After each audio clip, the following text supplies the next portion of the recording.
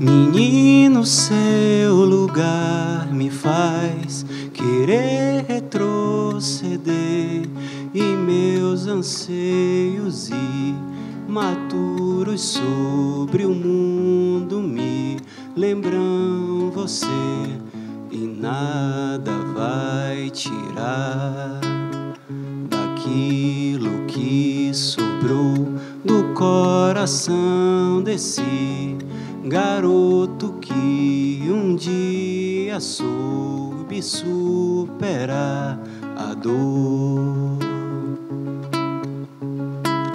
de ser e estar em paz sozinho em todo o caminho que trilhar.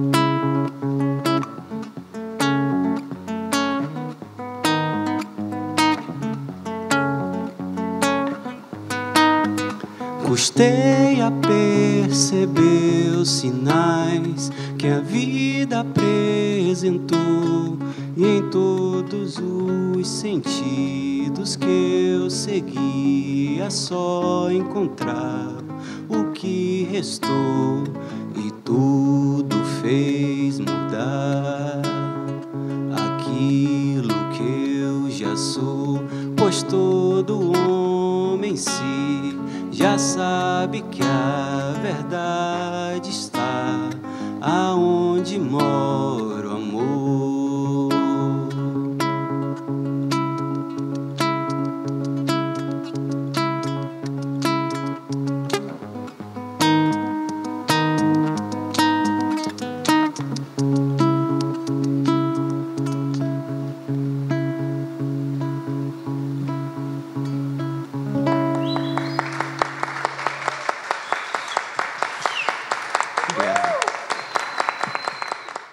Mais uma edição do The Insight. Eu falei que eu ia estar de volta e voltei. Olha aonde eu voltei, olha com quem eu voltei. Estou muito feliz, né? Mais uma edição de muita resistência. E vocês conferiram aí na abertura, né? A gente está também com um formato novo. A gente teve o Fora da Caixa com o Breno Guedes. Ele também é arquiteto que está aqui com a gente hoje, também é arquiteto urbanista, cantando, né? E a ideia do projeto dessa edição é exatamente essa: mostrar a multipolaridade desses arquitetos, né, que não só executam projetos, mas que têm outras atividades, né, voltadas à arte. Enfim, muito feliz. E o primeiro episódio é sobre futuro, né? Vamos falar hoje sobre um tema muito importante. A gente passou por esse ano por vários momentos importantes, né? Eleições, a Copa, e também a questão do centenário do 22, né, que homenageia o centenário da arte moderna. E a gente também trouxe uma questão no sentido de rever, né, quem eram esses artistas. Então, tudo isso aqui o The Insight está trazendo. E, para começar, estou um pouco nervoso, tá, gente? Então, vocês já me conhecem das redes sociais aí.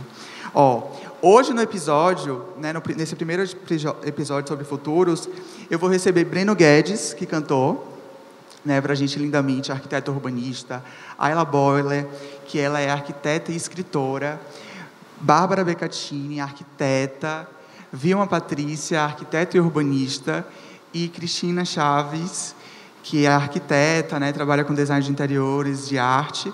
E vamos receber também, logo em seguida, a Isa Voltarelli, que ela está, né, distante, não pôde estar aqui com a gente, mas ela também vai falar um pouquinho. E o que é legal disso, né, justamente é porque a gente vivencia novos horizontes. A pandemia, na verdade, trouxe isso, né, da gente trazer profissionais de fora também para complementar isso de alguma forma. E eu queria começar, na verdade, né, já que a gente está falando aqui sobre futuro, eu não poderia deixar de falar também sobre isso. Se a gente pensa em futuro, obviamente a gente pensa da onde, né, surgiram as ideias, da onde tudo começou. E minha primeira pergunta para falar para vocês também, que para saber mais informações desses arquitetos aqui, queridíssimos, tem lá no @theinsight_, tem todas as descrições de cada um. Caso você tenha interesse, né, de conhecer mais o trabalho, tem tudo lá. Senão, o currículo é grande, né? À toa que eles estão aqui, né, com a gente. E para começar, eu vou para a Cristina, né, que, na verdade, quando eu pensei nesse tema, pesquisando, né, a gente tem uma pesquisa atrás disso, e eu achei super interessante que quando eu fui gravar, eu tinha um programa, né, na Band, e aí quando eu fui gravar, eu fui na casa de Jorge Amado, e aí eu, como arquiteto, obviamente, eu fui entender quem estava por trás disso, né, e quem estava por trás disso é o pai dela, Gilberto Chaves. E aí eu queria saber, Cris, como foi isso, né? Tipo, hoje em dia você é arquiteta e pegou toda essa bagagem do seu pai, queridíssimo, múltiplo também, né? Diria assim. Conta aí um pouquinho pra gente, né? De como foi essa construção, de como vem sendo, né? Ser arquiteta através de uma referência tamanha que nem seu pai. Rafael, obrigado pelo convite. Nada. Feliz de estar aqui com vocês, dividindo um pouquinho da minha história. Sim, meu pai... Sim, um grande arquiteto baiano, deixou para aqui para a Bahia o museu Casa de Jorge Amado, projeto dele. E foi um projeto muito especial. Eu era pequena, acompanhei essa criação disso, vivi e fui criada com esses grandes intelectuais, artistas, arquitetos. Então, meu pai deixou uma história. E o que é que eu aprendo de tudo isso? Eu acho que daí eu criei Arquitetura para o Coração, que é uma arquitetura exatamente que coexiste com a arte e com a natureza, com o ser humano. Então é uma essência que eu aprendi dele, a olhar o ser humano como algo essencial, sincero, é tirar o que existe de mais puro, de mais divino no outro e poder interpretar ou na arte, ou na arquitetura, e em todo tipo de expressão humana, que possa dizer alguma coisa, que possa despertar o coração, o amor. Incrível, incrível. E também tem Vilma Patrícia, né? Ela que também... Gente, eu vou falar um pouco de cada um, como foi esse processo, né, de curadoria dos convidados.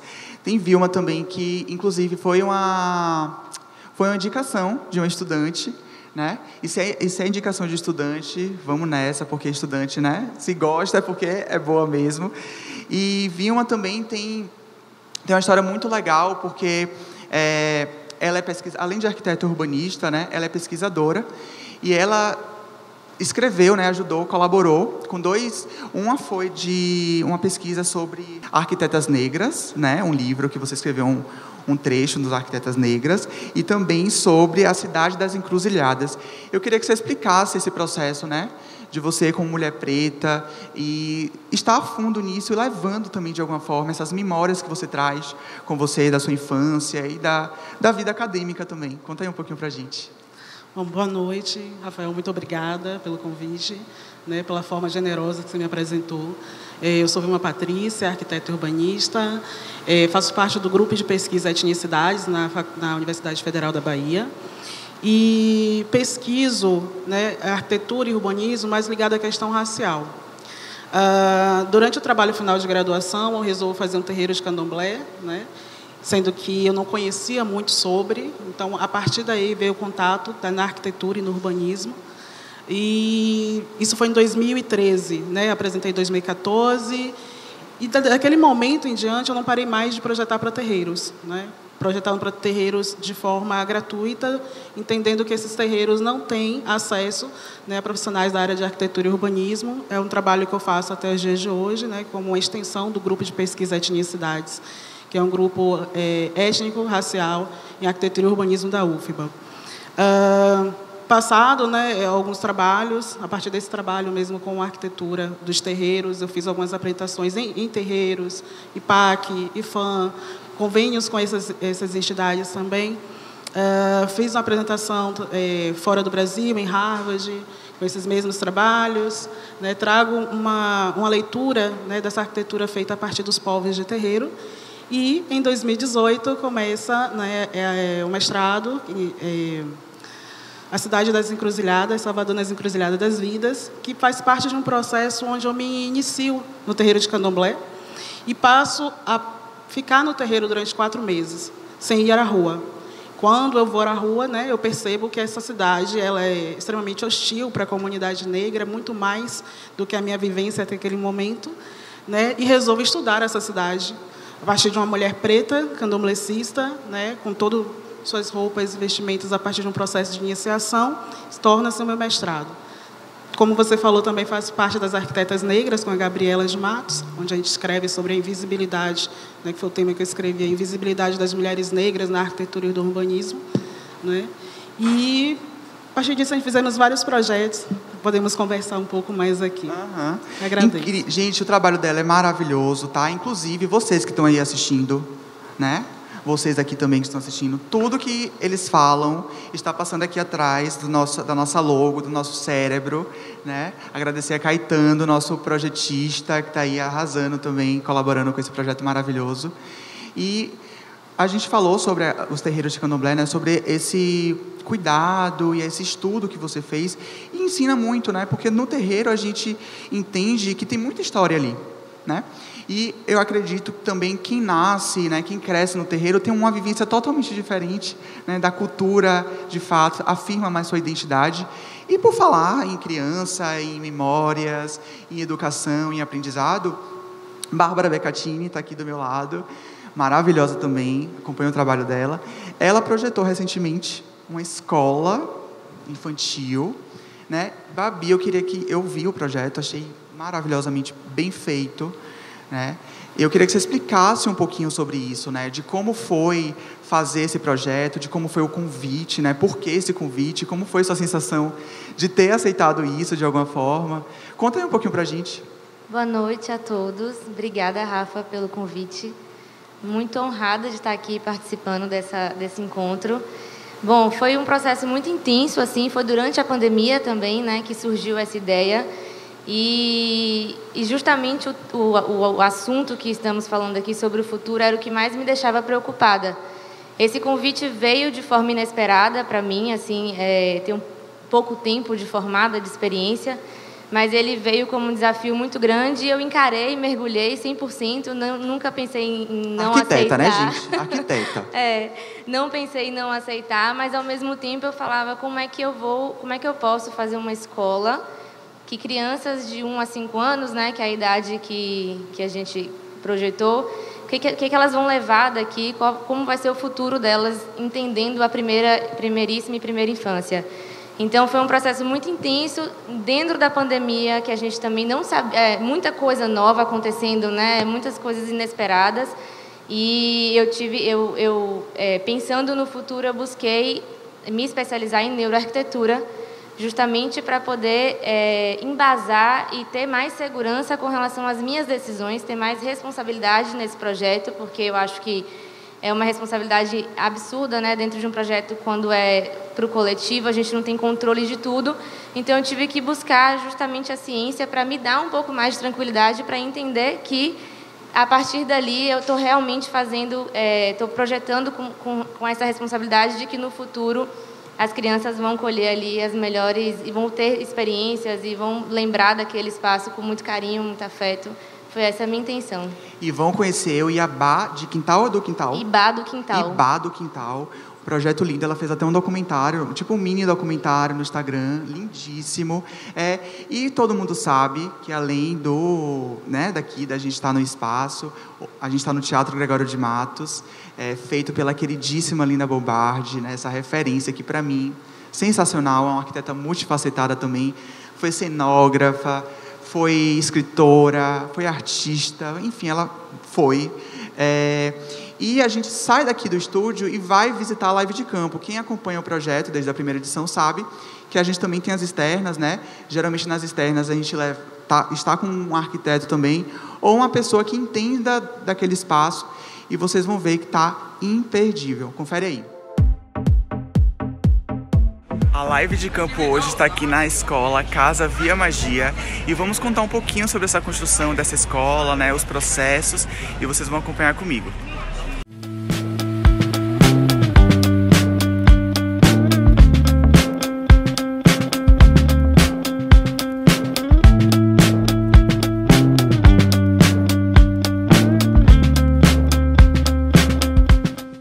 Já estou aqui agora com Karine Matos, ela que é coordenadora da Via Magia.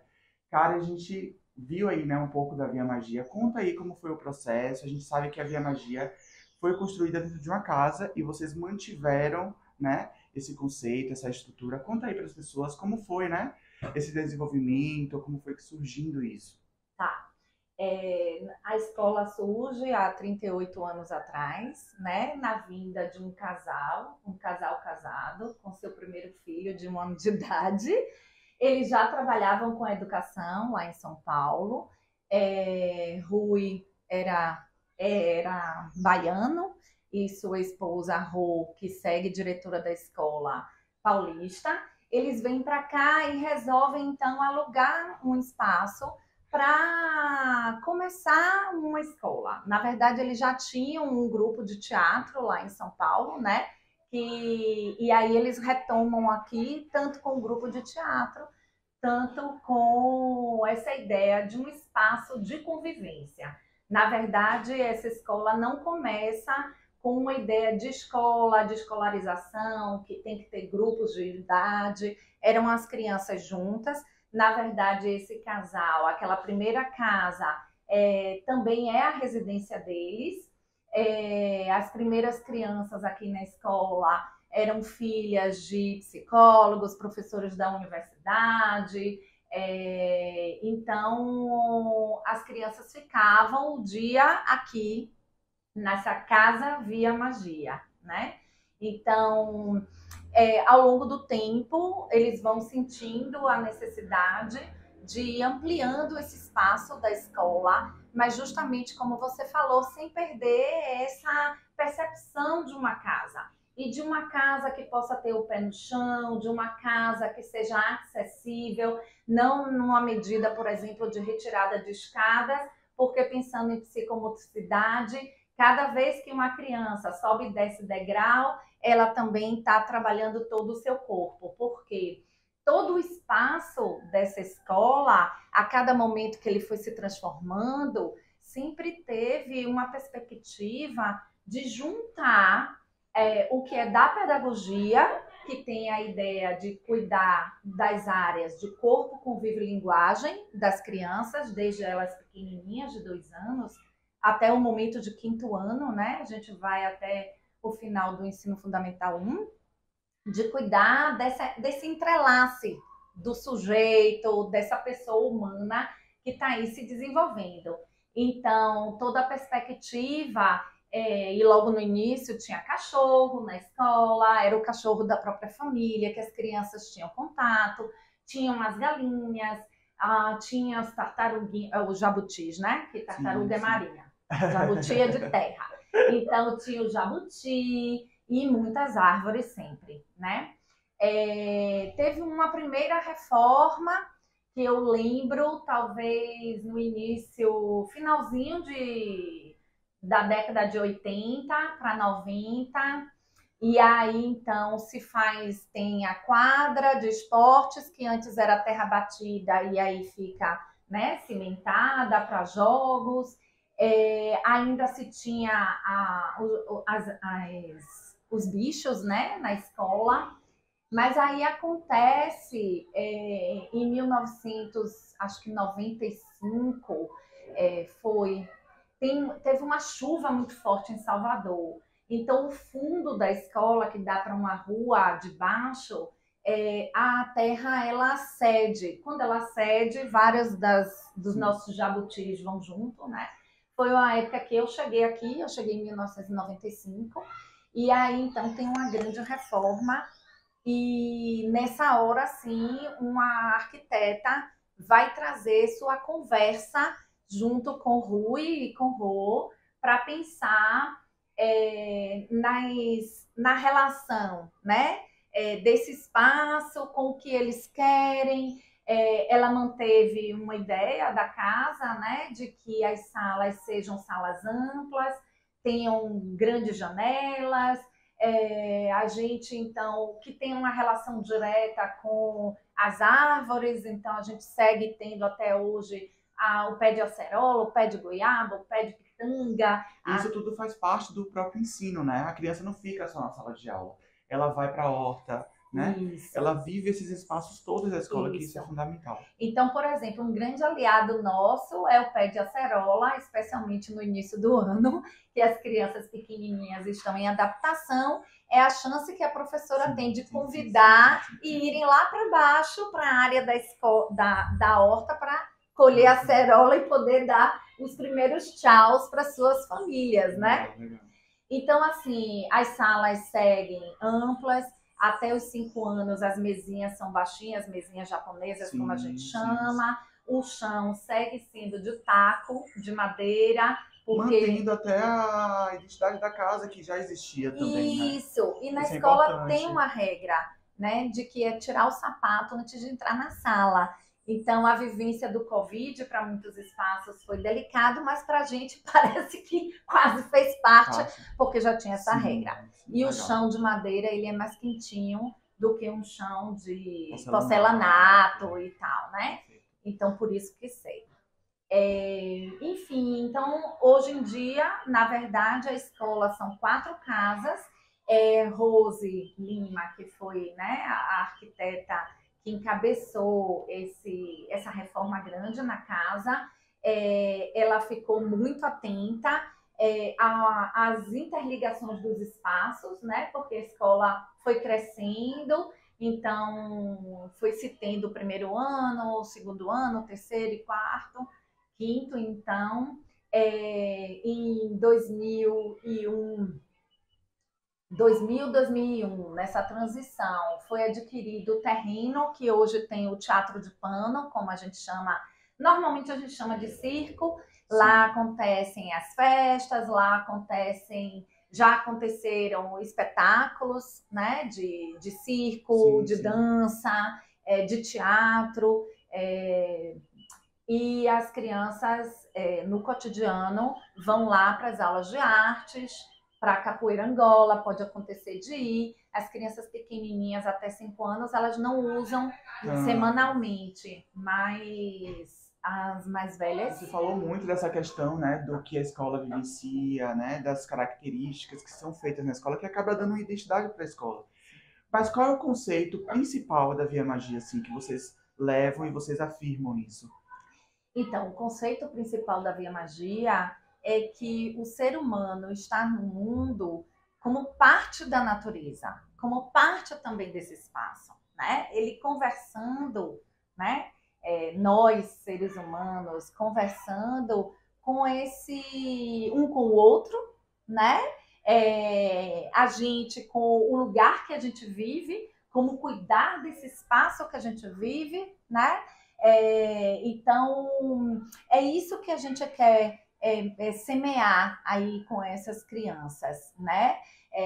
De ter uma construção real de um respeito mútuo, né? De que o convívio humano ele precisa estar baseado nas regras, mas também nessas regras com o que o espaço nos dá, né? Então, a gente não tenta fazer uma consideração de que os animais ou as plantas estão para nos servir, né? Porque, na verdade, há aí uma inter-relação, né? E a gente está vendo isso atualmente, né? O quanto as nossas ações no meio ambiente provocam reações desse próprio meio ambiente, né? Então, é nessa consideração. E, Kari, para a gente encerrar aqui nessa entrevista, eu gostaria de já deixar um agradecimento à Via Magia, né? Você que foi super acessível, a gente mostrar um pouco desse espaço para vocês. E eu queria saber o que você espera do futuro, né? Já que a gente está falando sobre o futuro, fala um pouquinho aí. É difícil, né? Mas tenta resumir aí um pouco. Você que está aqui na escola, né? Trabalha com a escola com crianças. Isso. A gente espera sempre que possamos encontrar, mesmo nas adversidades, as boas notícias. Que a gente possa se relacionar melhor conosco mesmos, com o outro, na condição de entendermos o quanto somos frágeis, mas também fortes para seguir com a nossa vida. Perfeito, é com essa mensagem que eu fico por aqui. Tchau.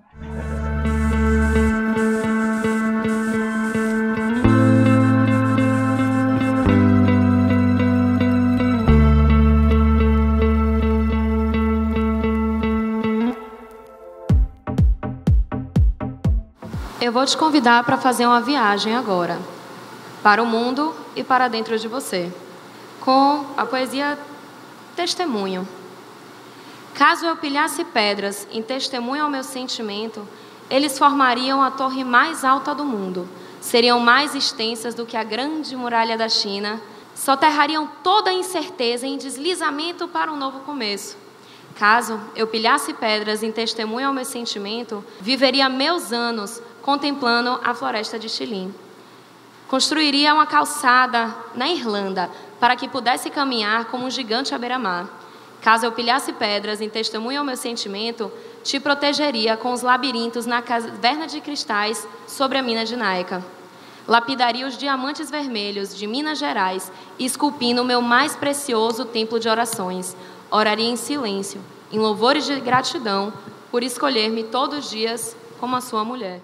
Mais um poema, poesia, que eu gostaria de recitar, se chama Cartografia Soteropolitana. Hoje, acordamos numa escala incondicional de flama. Entre os meridianos dos lençóis, amei quando se abriu para mim como um mapa da cidade de Salvador, desbravando orlas e subúrbios, paralelos e zonas enclaves, desorientando meus faróis, poéticos como Itapuã, robustos como a Barra, remando ao São Marcelo, navegando em minhas curvas, em legendas altimétricas de euforia, pela bênção de todos os santos, para desaguar minhas baías em você.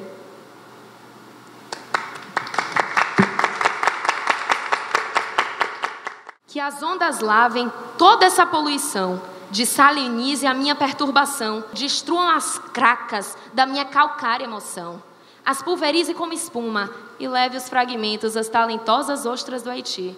Lá farão as melhores pérolas, presentei as tartarugas verdes e toda a população. Quero apenas que o mar leve essa intoxicação, esse betume humano que só merece a extinção. Cada tipo de homem que se diz em evolução, degradando os meus corais em plena expansão, erradicando os meus filhos em vergonhosa predação. Quando eu decidi arrastar cada alma em alto mar, não terá homem a aguentar a minha ira de destruição.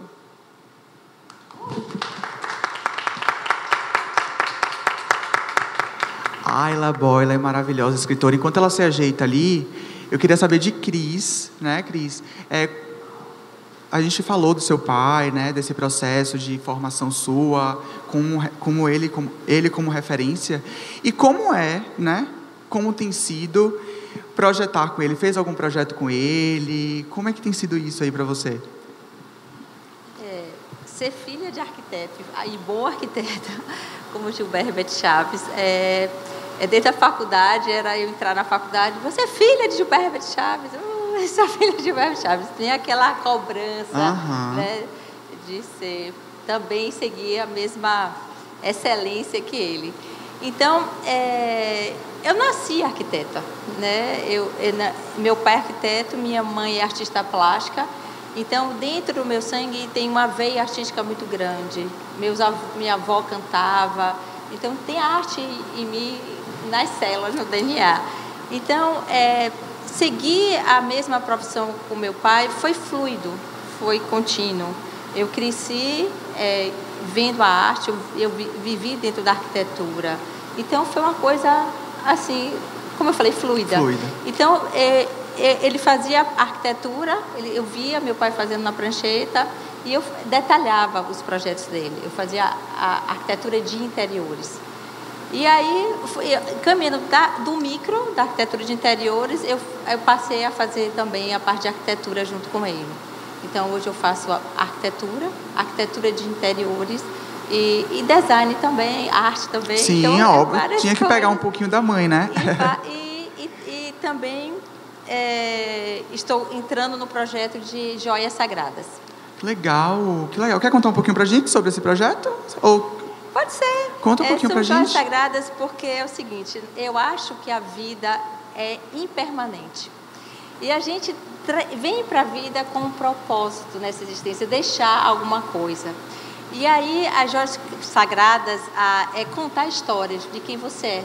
Ou seja, você cria uma joia contando a sua história e ela vai passando para filho, neto, bisneto e contando o seu propósito e despertando das suas gerações quem você é. Maravilha. E acaba curando o outro, né? Acaba curando a sua neta que você não viu, a bisneta que você não viu, contando a sua própria história. Lindo, lindo, lindo. Tá vendo, gente, que eu tô falando aqui? Não tem só arquiteto aqui? Tem múltiplas pessoas aqui.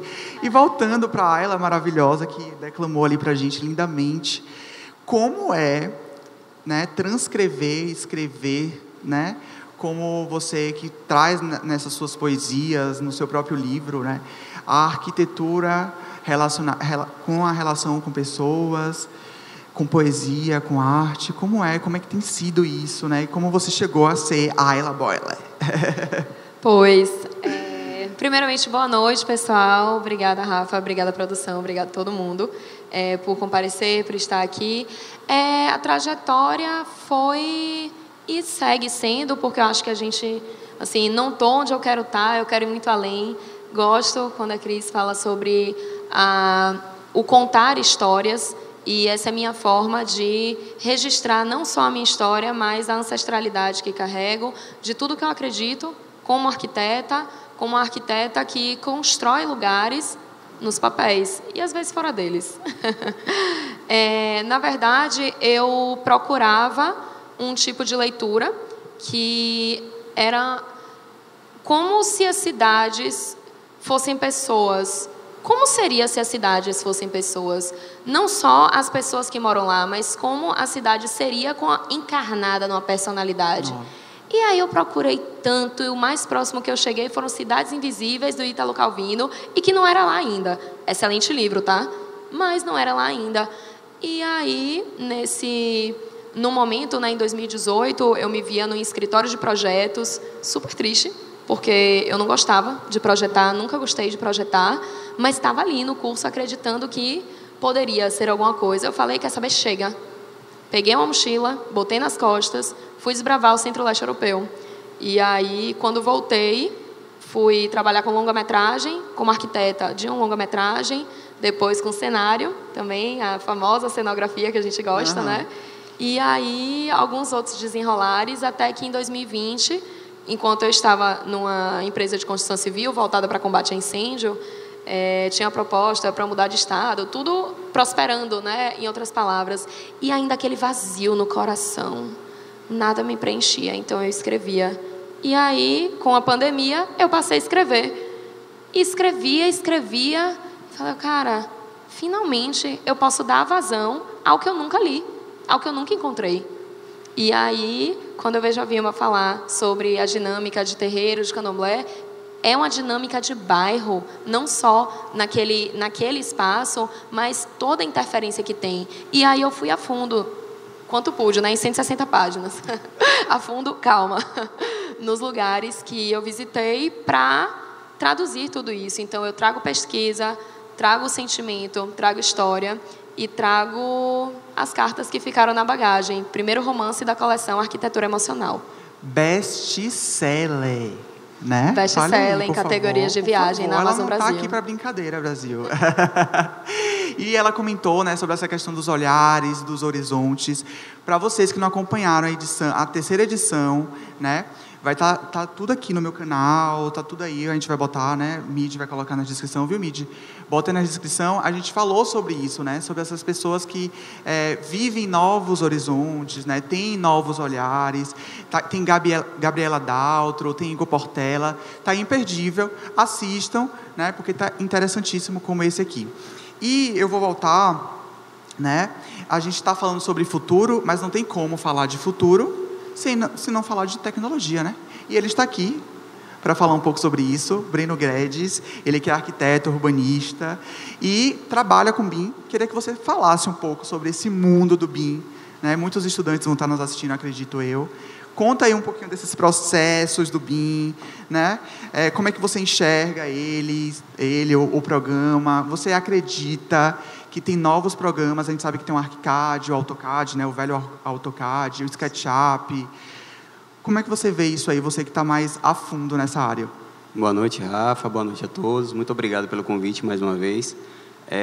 Acredito eu que o futuro da arquitetura vai ser realmente algo relacionado ao BIM, né? O BIM já veio para realmente mudar nosso modo de trabalho, nosso modus operandi em si, de arquitetura, e acredito eu que vai ser inevitável, tal como ocorreu com o AutoCAD, vai ocorrer agora para essa plataforma, que é a plataforma BIM, que já está sendo implantada em muitos países, né? O Brasil tem a meta de implantação de 2024, 2028, mais ou menos isso, mas nós sabemos que isso demanda mais um certo tempo para que isso possa ocorrer de uma forma mais coesa, digamos assim, né? E tudo que a gente entende hoje sobre BIM é como se fosse algo superficial ainda, tal como se entendia de algum tipo de programas de arquitetura em 1999, mais ou menos, que foi quando o AutoCAD veio com força para a nossa profissão.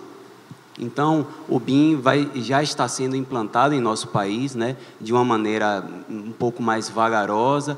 Muitas pessoas ainda estão entendendo o que é a plataforma e muitos ainda confundem a plataforma BIM com AutoCAD, com Revit, digamos assim, com ArchiCAD e demais programas, né? O BIM não é só apenas o programa em si. O BIM é todo um conjunto de ferramentas, todo um conjunto de implementação para que a obra possa ocorrer de forma coesa, para que não haja perda de material, para que não haja perda na hora da construção, para que a gente possa fazer um cálculo de forma mais correta, para que não haja necessidade de ter que fazer umas build depois, né? Então, tudo isso vai ser, digamos assim, computadorizado, tudo isso vai ser trazido de uma maneira em que nós vamos ter o projeto em si, a arquitetura toda na nossa mão, né? Na frente do nosso computador. Não só a parte arquitetônica, digamos assim, mas a parte elétrica, hidráulica, estrutural também, e de uma maneira em que a gente possa fazer interferência em um arquivo só, que é muito interessante, né? Então, a gente sabe que,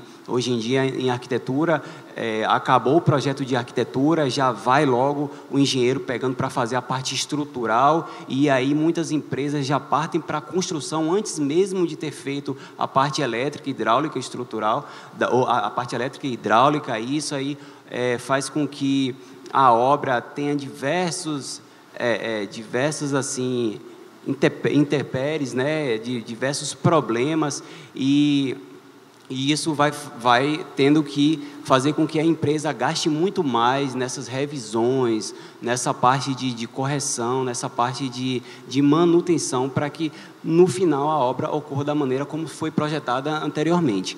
Então, acredito eu que o BIM ele vai trazer essa unificação para que a gente possa pensar no projeto desde o início, na parte anterior, na parte da elaboração projetual, para depois a gente ter a parte de execução, coisa que não é feito hoje em dia, né? A gente está, como eu disse, a gente começa a fazer o projeto e já está executando a obra sem estar com as demais partes finalizadas.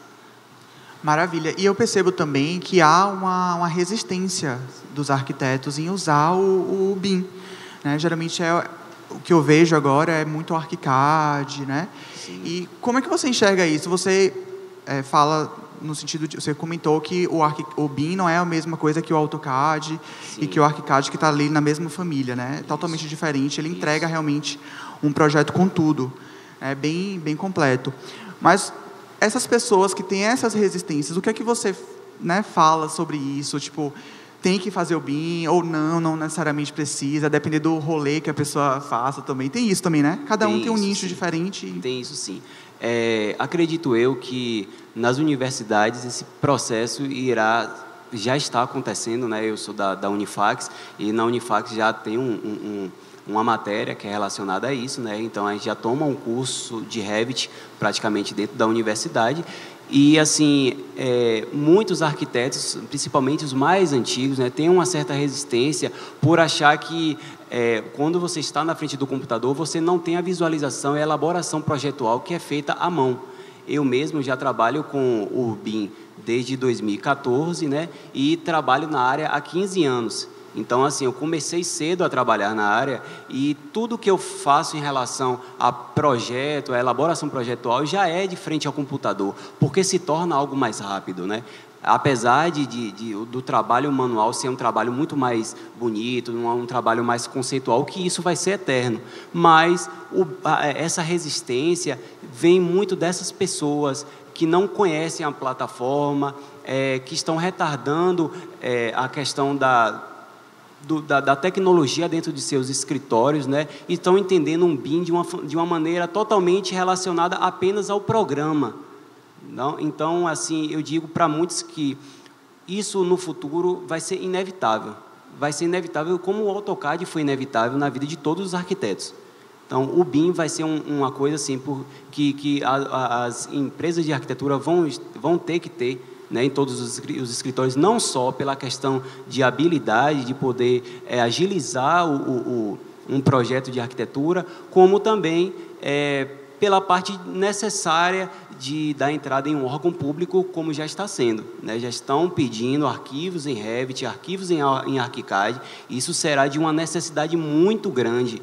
E também a questão dessa junção desses arquivos em um só, para que futuramente a gente possa ter todos os dados de uma obra em um único arquivo, para não ter essa dor de cabeça de achar que tem que pedir o engenheiro, tem que pedir o arquiteto, porque cada um fica com a parte, entendeu?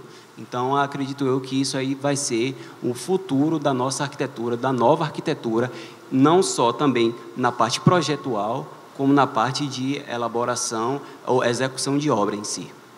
Perfeito. E ficou até um alerta, né, para quem está aí entrando, está investigando a arquitetura, já buscar isso, a questão do BIM. Sim, né? sim. Porque a gente entende quem está mais tempo no mercado, né, que já está nesse processo, realmente, na correria, acaba que às vezes não tem tempo de, né, aprender, porque realmente eu tive a oportunidade de aprender o BIM, e realmente é um programinha um pouco mais além do que o AutoCAD, né? Ele exige mais de você, de aprendizado, e também exige mais de você uma constância, né? Você tem que estar sempre praticando. Então, você aí que está iniciando, né, jogue duro aí no BIM, porque realmente, como o Breno falou, é o futuro. E voltando, né, lá para a infância, voltando para as memórias, eu queria saber de Babi, que tem cases maravilhosos, né, de camarote a interiores. Eu queria saber como foi para você, na verdade, como foi não, você já contou. Eu queria saber o que é que você leva construir um espaço, né, educacional para crianças, para o seu futuro, porque futuro a gente entrega, como você entregou para essas crianças, né, de alguma forma. Todo esse impacto que elas vão viver ali dentro é o futuro que elas carregam para elas. E como é que você leva isso para seu de futuro, né? Qual é o propósito que Bárbara Beccatini leva de propósito construir uma escola? Porque não é para qualquer um. Conta aí um pouquinho para a gente.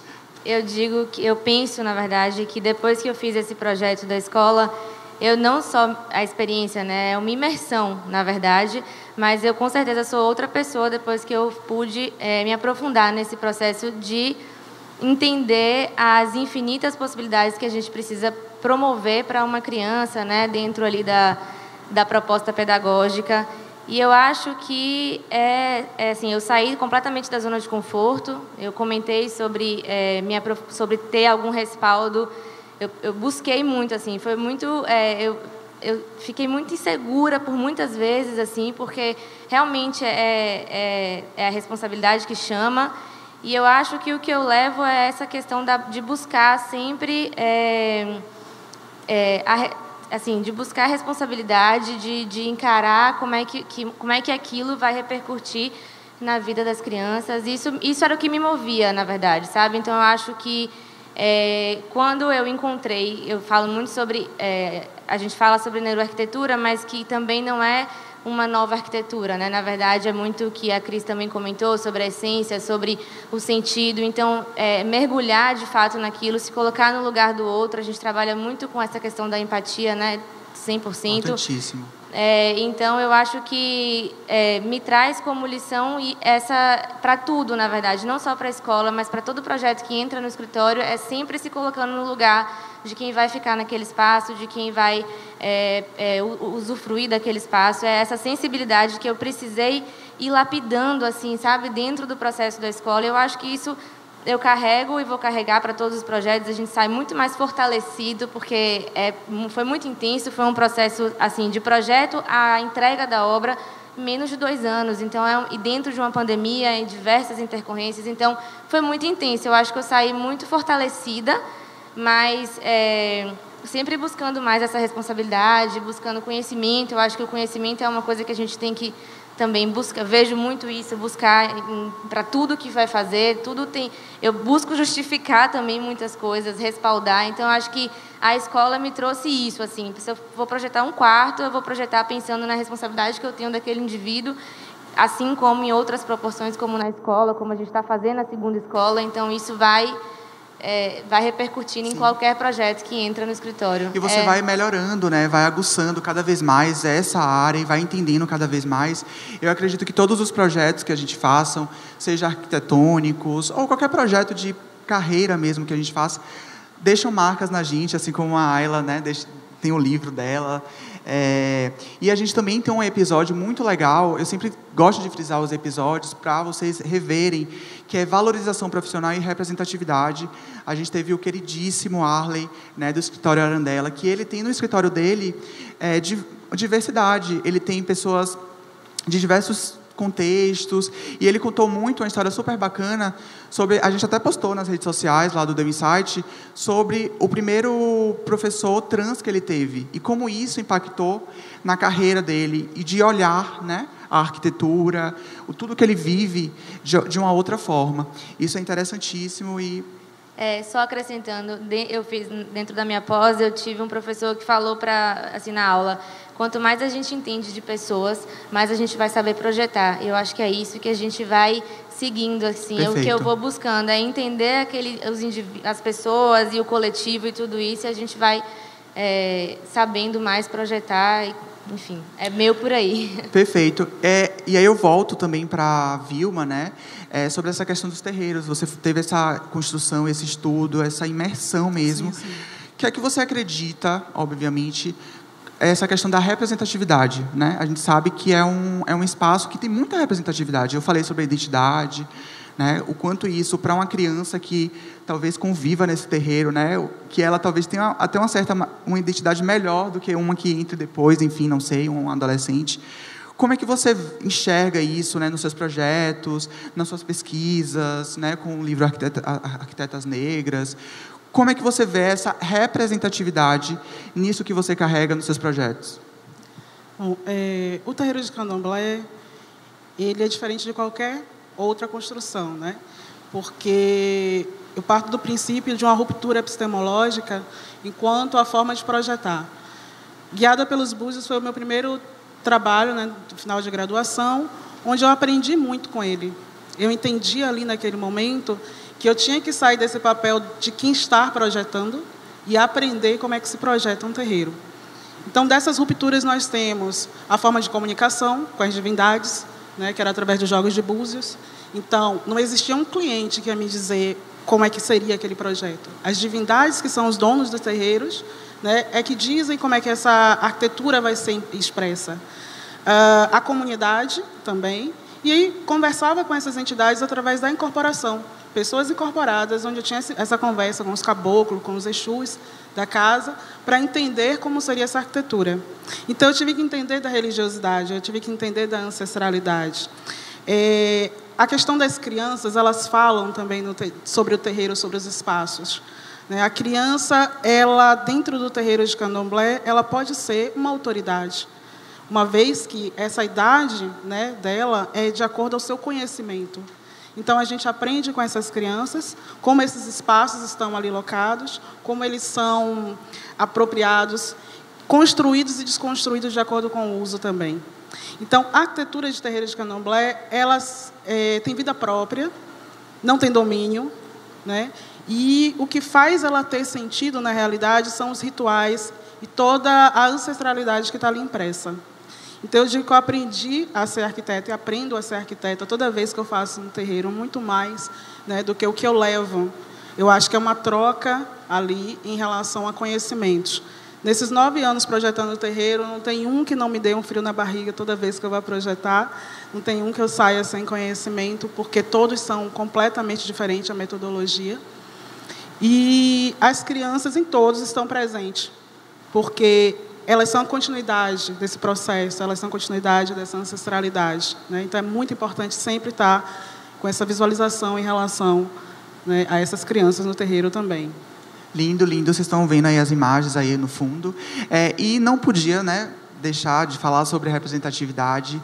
E temos uma convidada ali, ao lado de Cris, vocês estão vendo ali, bem jovem, né, que representa Indy, que fez a logo, é uma jovem design preta também, ela que criou essa logo aqui, o The Insight, né, essa logo aqui, o cérebro todo desconstruído, foi ela que criou.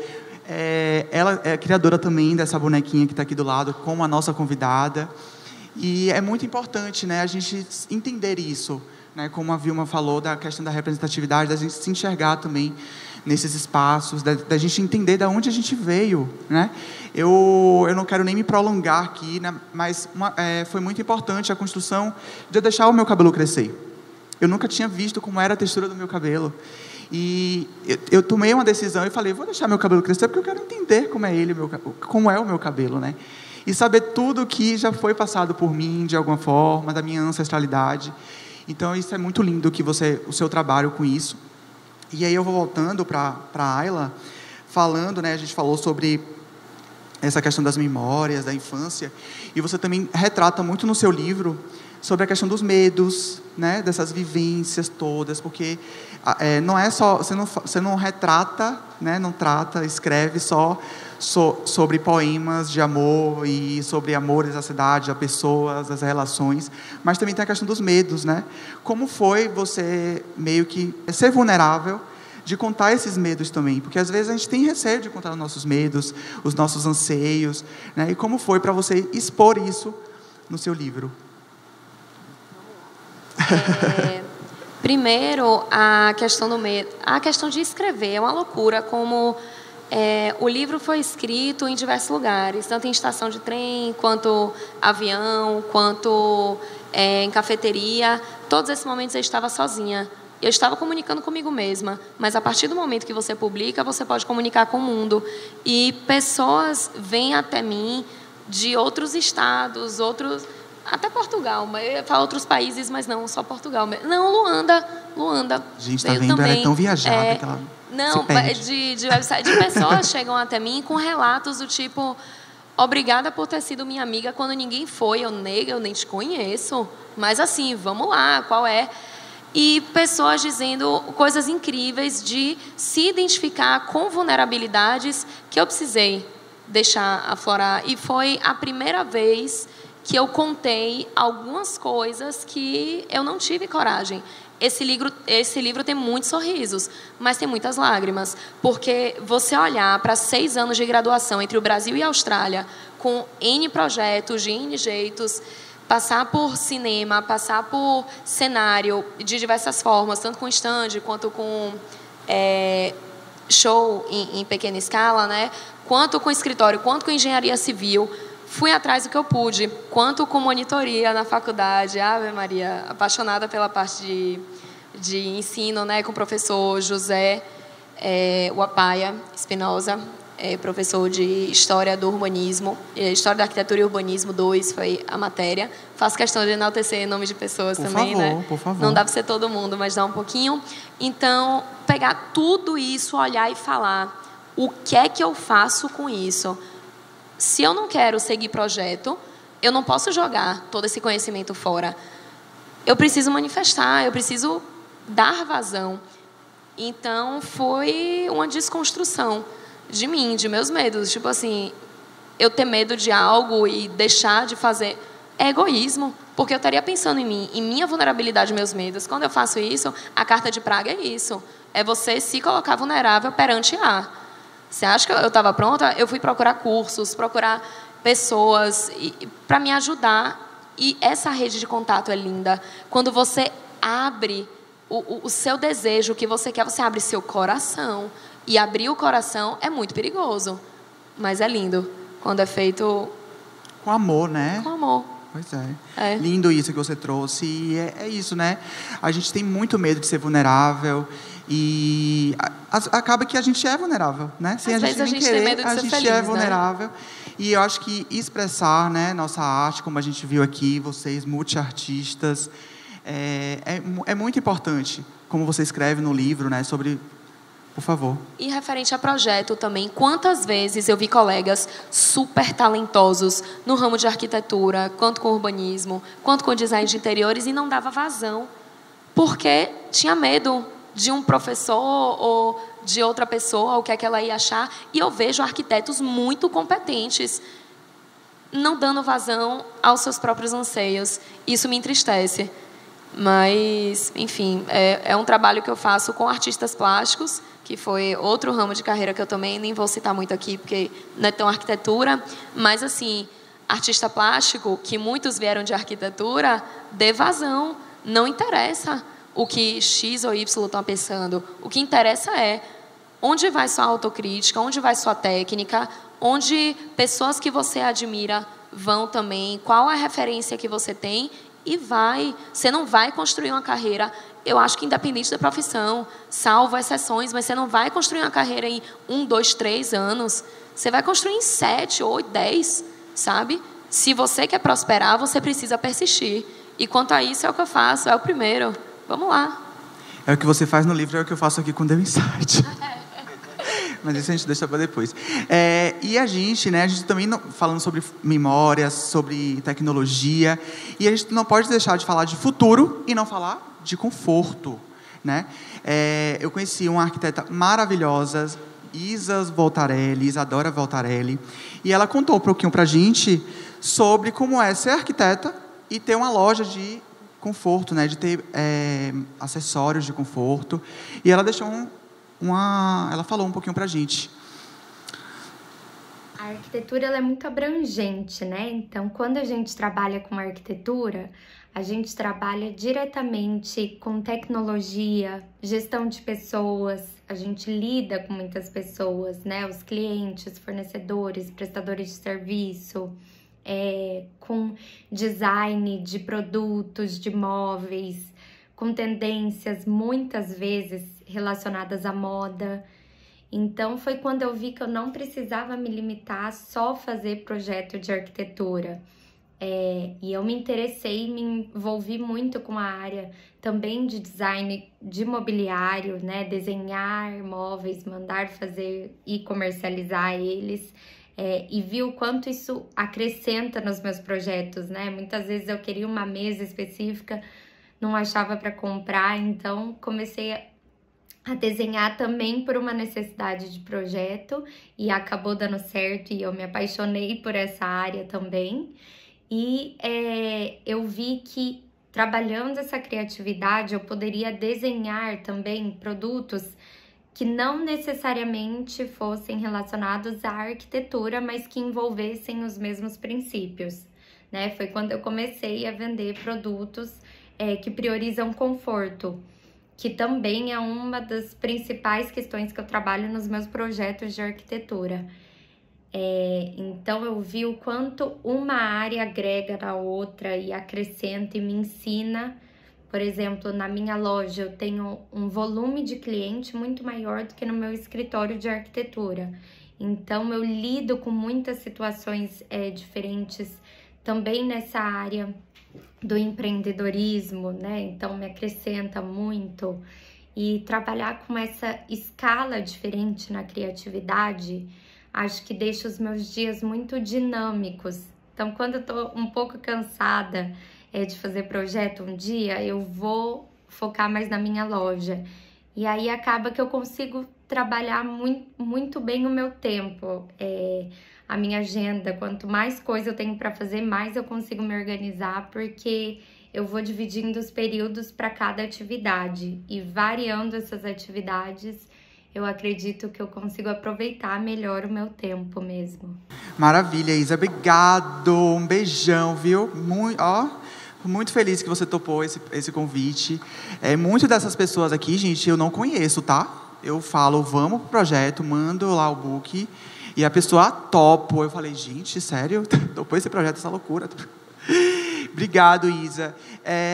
E é isso, né? O que ela falou hoje, muito legal. Ela, quando está sobrecarregada de projetos, porque a gente fica, por mais que a gente faça o que a gente ama, a gente fica sobrecarregado, né, de alguma forma. E a gente achar um escape e que dê renda também, olha que coisa boa.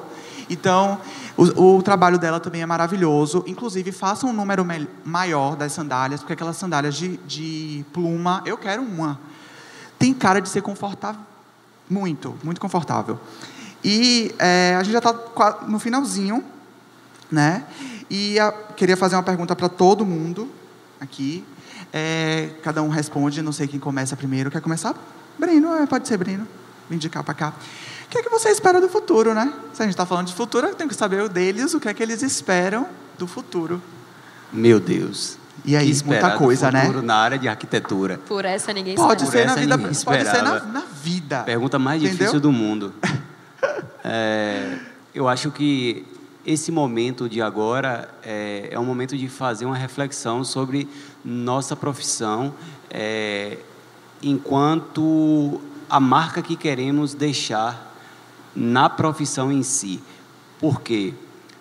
Porque com o avanço da tecnologia, muitas pessoas estão fazendo projetos muito iguais, muito semelhantes, muito parecidos uns com os outros, né? Aquela velha fachada de vidro, aquele velho telhado platibanda, né? E se a gente parar para analisar, essa arquitetura é uma arquitetura que está se tornando uma arquitetura meio que convencional e industrializada, né? Então, não há uma marca individual em cada arquiteto de dizer assim, eu sou um arquiteto que pensa em arquitetura dessa maneira, como se fosse algo à la Lelé ou Oscar Niemeyer ou coisa do tipo, né, que imprimiam suas identidades em seus projetos.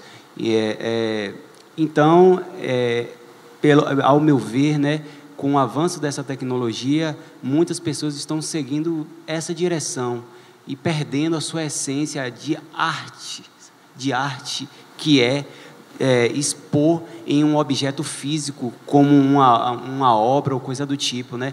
E estão deixando seguir o fluxo dessa industrialização projetual porque o cliente não aceita ou coisa do tipo. Então, assim, o que eu penso é que nós estamos com a faca e o queijo na mão para poder fazer a arquitetura da melhor maneira possível. Nós já estamos no ápice da tecnologia e nós conseguimos, através dela, realizar tudo aquilo que não era realizado no passado. Então, eu acho que nós temos essa possibilidade agora e cabe a cada um fazer essa reflexão sobre o seu lado artístico dentro da área de arquitetura e poder utilizar dessas ferramentas para poder transpor isso para a nossa profissão. Perfeito. Eu acredito, eu já observo muito isso, eu converso com alguns amigos arquitetos também sobre isso, né? Eu acredito que seja, Rafael, tá? Por favor. A gente vive tudo muito rápido, tudo isso acontece mesmo. Muito rápido, então a gente tem que fazer rápido, a gente tem que produzir rápido. Então, tem essa coisa também, né, do imediatismo, de fazer imediato. Então, acaba que as pessoas perdem muita essência, isso. Né, porque tem que fazer. Então, eu acho que se a gente voltar um pouco, né, a pensar nisso, até abrir mão de alguns trabalhos, sim, por que sim. Não? Né? E eu sei que, né, não está fácil para ninguém. Lógico. Né? Mas eu acho que também isso é construção de identidade, isso é construção de essência. E, claro, não estou dizendo para você que está começando agora, escolher o projeto que você quer pegar. Não, eu acho que é válido você pegar todos os projetos, porque aí você constrói a sua identidade também, de alguma forma, né? Na arquitetura, a gente viu aqui que vocês puderam falar um pouco sobre isso, né? Dessa construção do que levou vocês a serem arquitetos e outras profissões, mas da gente entender mesmo qual é o nosso rolê, de fato, né? Porque eu acho que a gente leva mais identidade e traz um pouco do que você falou, né? Dessa questão da arte, enfim. Acredito eu que isso é uma coisa que deve ser feita a partir das universidades, né? Então, a universidade, ela tem que forçar, digamos assim, entre aspas, né, o aluno a poder expor a sua identidade na área de arquitetura, porque isso, querendo ou não, na universidade é bem visto. Sim. Mas quando você vai para o mercado de trabalho, isso não consegue ser aflorado, né? Então, assim, na universidade eu fiz projetos maravilhosos, mirabolantes, aquelas coisas assim que a gente nunca imaginar que pudesse realmente ser realizado, e chega aqui no mercado de trabalho, a gente cai para aquela mesma situação, daqueles mesmos projetos, clientes com certas resistências, e eu acredito que seja também da mentalidade do nosso país, não vamos... Por favor, vale dizer ressaltar. que é somente os arquitetos, mas a mentalidade do nosso país também traz um pouco disso. E cabe a nós realmente essa reflexão sobre isso. Boa. Ayla, o que é que você espera aí do futuro? Vamos lá. Queria problematizar um pouco o que o Breno falou, Por favor, porque sim, venho notado, o exercício da sensibilidade é atemporal. Na minha concepção, você faz desde quando é criancinha, por isso também a importância da gente entender a primeira infância e colocar as crianças em contato com natureza, com formas, enfim, eu imagino o desafio de ter sido projetar a escola, né, nesse sentido, mas não. E também notei, com o período da pandemia, que nós tivemos que ficar dentro de nossas casas durante a maior parte do tempo. Com isso, a gente também vê um trabalho home office, inclusive foi uma matéria até que eu fiz para uns jornais locais, que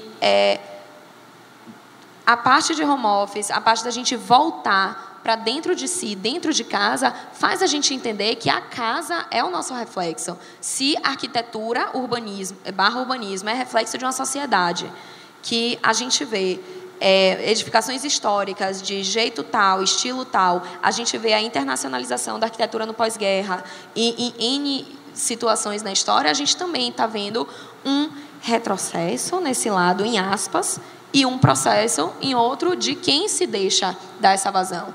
Então, na minha concepção, se destaca quem consegue convencer os patrocinadores, seja o seu cliente, seja a organização pública, seja, enfim, de onde você pegou a verba, para colocar a sua arte, e você precisa conscientizar aquela pessoa da importância disso.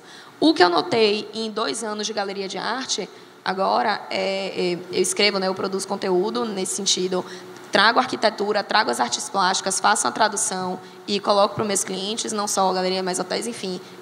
Eu uso a escrita ao meu favor como serviço, também como arquiteta, então é direcional para isso, que você precisa usar as coisas ao seu favor e fazer com que aquela pessoa entenda, olha, você pode consumir X, é pronta entrega, você pode consumir isso, pode demorar X tempo, mas a riqueza que isso pode te trazer, quanto pessoa, quanto ser humano, e quanto agregar valor em sua propriedade, é enorme. Então, assim, tem essa problemática, e também tem o contraponto, que desses 2 anos eu notei, né, talvez, não acho que seja algo meu, com trocas, eu percebi isso também, que as pessoas investiram mais. Aquela obra que estava para ser feita, ou então aquela mudança que queria ser feita, foi refletida no espaço. Então, o que você coloca no seu espaço? O que você está expondo de dentro de si? Então, eu vejo a arquitetura dessa forma. Sobre o futuro, o exercício da sensibilidade há de ser feito por nós, arquitetos, fazer com que a pessoa entenda, as pessoas, quem consome o seu produto, o seu serviço, entenda isso. E sobre o futuro, eu acho que a gente precisa tomar cuidado, no sentido de, existe muita coisa por aí. Existe a questão da internacionalização, mas também existe o contraponto que A gente nunca viu tantos artistas independentes, tantos autores independentes e tantas pessoas lutando pelas artes no seu dia a dia. É um dos meus trabalhos. Eu assessoro, mentoro e gerencio carreira de artista plástico. Cara, não é fácil vender, mas vamos lá. Você consegue, nós conseguimos e vamos fazer com que as pessoas entendam que isso é tão precioso ao ponto de você ter em casa. É investimento, não é gasto. Eu não tenho nem o que comentar. Babi. O que eu espero e o que eu desejo, na verdade, é mais presença. Eu acho que o que acho que resume um pouco do que vocês comentaram até então, essa questão da identidade. Acho que quando a gente está presente, de fato, quando a gente se entrega a qualquer processo, fora, dentro da arquitetura, em qualquer âmbito, eu acho que a gente consegue resgatar identidades. Então, e autoria, enfim, tudo isso que eu acho que falta muito. Eu acho que o futuro é uma pergunta super difícil, como foi dito. A gente vive no imediatismo, né? A saúde mental vai chocando coisas assim o tempo todo. Mas o que eu desejo mesmo é esse estado de presença, assim, de tudo que gira em torno, seja do fornecedor, seja do cliente, seja de tudo isso, porque eu acho que isso faz a gente chega num sentido e num objetivo em comum, sabe? Quando você entende de fato qual é o sentido daquilo. Então eu acho que é um estado de presença que é o que eu desejo, o que eu busco, o que eu espero. Que nós desejamos, né? Vilma. Bom, eu entendo o futuro como um processo construtivo, né? Tanto do presente quanto do que nós vivemos no passado. E eu imagino que, para a gente pensar um futuro no campo da arquitetura, do urbanismo, a gente tem que pensar que nós fomos nesse passado, nessas cidades, na nossa casa, para pensar depois como projetar. Tanto a cidade, além da maquete, pensar que existem pessoas com histórias individuais, né, com rotinas individuais, com culturas diferenciadas, né? Então, cruzar esse presente, né, esse passado, para pensar um futuro, eu trago o conceito de encruzilhadas, onde a encruzilhada ela não é pensada como um local onde você não tem saída. Estou na encruzilhada, não tenho saída, ao contrário. A encruzilhada é aquele local onde você está, que você tem várias opções de caminho para escolher. E muitas vezes esses caminhos, eles são caminhos já traçados por você e pelos seus. Quando você descobre o seu cabelo através de uma outra pessoa, ou quando você redescobre o seu cabelo, tirando esse processo da química, você está revivendo o seu passado e construindo o seu futuro, o seu presente e o seu futuro. Quando eu vi a minha avó na infância cozinhando no fogão a lenha, mesmo tendo um fogão industrial, outro fogão em casa, eu penso isso quando eu vou projetar a cozinha de um terreiro de candomblé. Quando eu lembro que na cidade as pessoas ou perguntavam se eu era médica, que raramente enfermeira, que raramente acontecia, porque na maioria das vezes as pessoas já achavam que eu era macumbeira, não candomblecista. Eu penso nessas pessoas diariamente na cidade, na segurança dessas pessoas diariamente na cidade. Eu penso na mulher branca, eu penso na mulher negra, né, que tem a questão da violência com elas na cidade, em determinados horários, locais que não estão bem iluminados. Então, nós temos todo esse conjunto de vivências que, quando não são nossas, são dos nossos próximos, né? Pensar que um bairro que é chamado de periférico, porque, na realidade, ele está à margem da sociedade economicamente, enquanto a construção dele, enquanto o investimento, né, estrutural desse bairro, e por isso ele é chamado de periférico, ou seja, à margem, ele tem uma cultura, ele tem vida, ele sustenta todos os outros bairros, né, que tem, muitas vezes, muito mais privilégios do que ele. É pensar que esse bairro também tem futuro. É pensar que essas pessoas também vão construir o futuro dessa cidade. Então, esse futuro, ele perpassa o nosso presente, ele perpassa o nosso passado. E, por isso, eu tenho como minha maior referência de futuro, e sei que vou carregar, e carrego, durante toda a minha vida, a minha maior referência de futuro é Patrícia na infância, porque ela traz para mim uma carga muito grande de poder enquanto construção. Né? Então, é isso. Obrigada. Lindo. Cris. Eu acho que o futuro é plural, é livre, é diverso, é autêntico, é sincero. E, pegando tudo isso aqui, eu acho que o futuro precisa, sim, honrar honrar uma herança, honrar o que você trouxe atrás. E se existe, isso é real. Se você não sabe olhar o que seu avô fez, sua avó fez, sua tataravó fez, você não vai saber quem você é. Se você não sabe quem você é, você não pode criar para o outro. Se você não sabe a sua essência, o seu propósito de existência. Qual o propósito de existência? O amor. Se você não traz o amor, você não tem a autenticidade, a coragem, a ousadia de somar a tecnologia, a sua essência que você traz atrás e presente para construir um futuro livre, um futuro em que todo mundo é igual, que todos somos um. Não há diferença. Então o futuro é somar. O futuro são várias direções, são todas as direções juntas. Não há divisão. Futuro é a beleza. Bem, em futuro, resumindo, essencialmente é o amor. Só o amor constrói, só o amor muda, só o amor soma. E só a consciência de quem você é, você pode dar mão ao outro aí junto com você. Você cria a ousadia, você cria o espaço, você cria a diferença, você cria a felicidade. A arquitetura pode trazer a felicidade para o outro, sim. Você pode, sim, criar um futuro mais feliz. Você pode, sim, criar mais pessoas saudáveis. Mas você tem que ter consciência de quem você é. Perfeito, perfeito.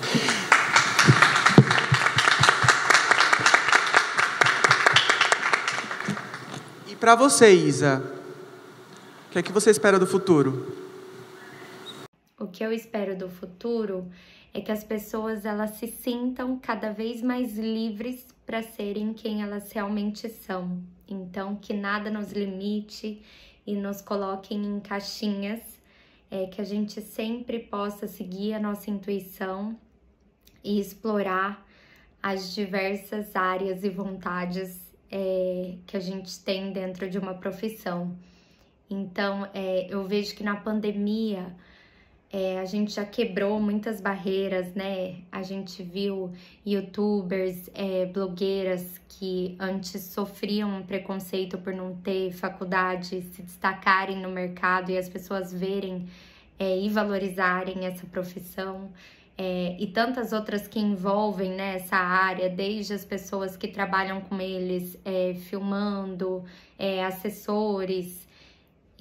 Então, que isso possa se aplicar a outras profissões também, que arquiteto não precise se limitar só a fazer projeto, mas que possa trabalhar cada vez mais com design, com produtos, tudo que envolva a criatividade, a arte.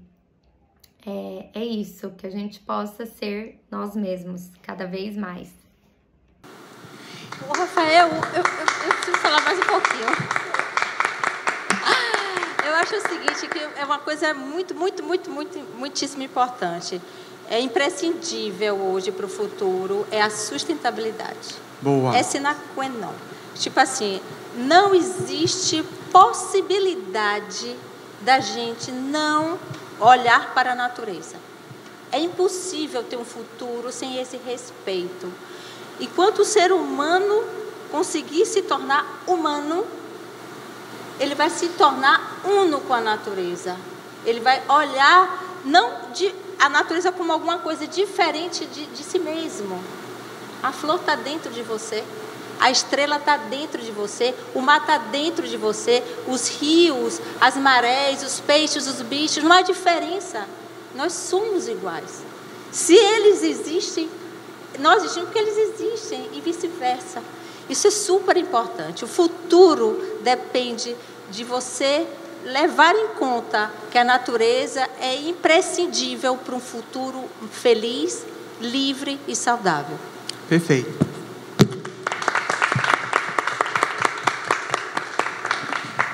E eu espero do futuro isso aqui, esse encontro, por mais encontros como esse, com mais pluralidade como essas, com mais acreditar, né, que vocês acreditaram, que se vocês estão aqui, vocês acreditaram no projeto.